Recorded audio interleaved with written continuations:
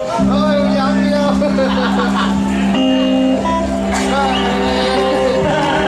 Hai thằng bạn đi với nhau bạn đến một đằng ngồi.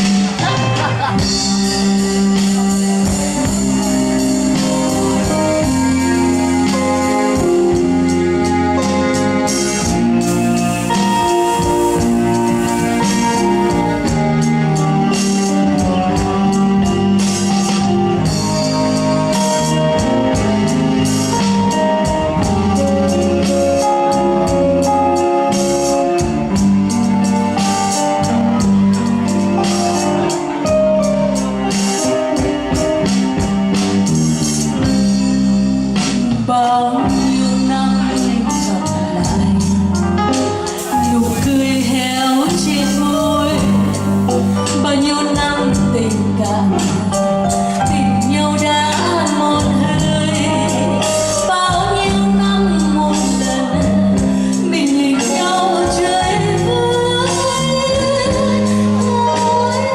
anh. Bao nhiêu năm còn trong mắt em xanh, sao nghe như dòng lệ chảy quanh tháng ngày trôi. Sao nghe như hơi thở ngàn ngào lòng thơ anh ơi. Mây mây tháng năm rồi, mây mây hai phương trời. Bao yêu thương ngày đầu hình như vẫn còn đây. Bao nhiêu năm qua rồi, mưa rơi riêng từng ngày. Cơn mê thêm dạ rời, tim đau không ngừng nghỉ.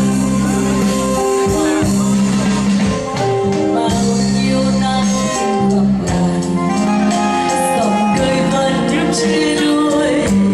Con tim chung của ngày ấy yêu nhau.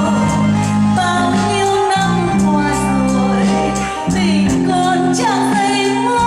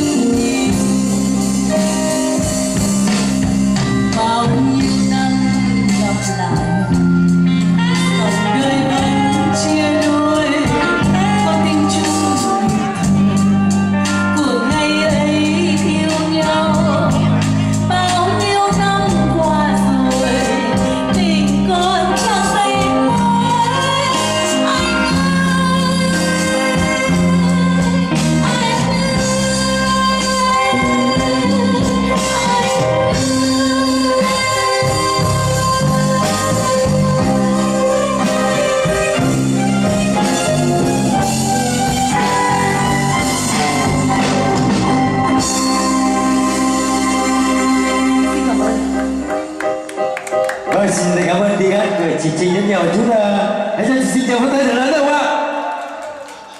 Để thưa chị Trinh